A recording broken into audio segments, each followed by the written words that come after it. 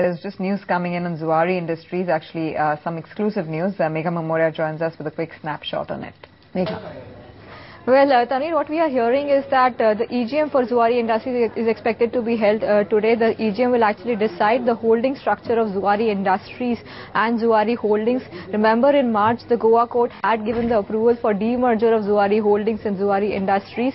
And now Zuari is looking at listing its fertilizer business. They had demerged the fertilizer business with the erstwhile listed entity. And they're looking at listing the fertilizer business along with the seeds business. So the new listed entity will include the fertilizer and chemicals business, the seed business, and the various joint ventures that Zuari had signed for its fertilizer business, which includes Zuari Marco Phosphates and Zuari Rotem specialty fertilizer plant that they set up in Maharashtra. Now, ICICI Securities is the banker for the entire listing, is what we are hearing. They're looking at listing the new entity for close to 500 to 550 550 rupees per share. We spoke to the management, and apart from the listing price, they have confirmed the other details regarding the holding structure.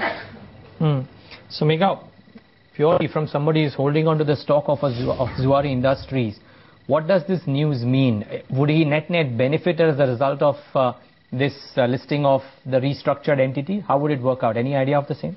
Indeed, Neeraj, if you look at the demerger ratio, it was a 1:1 demerger, and before the demerger, the stock was trading close to 490, 500 kind of levels. There it has come down to about 160, 170 levels.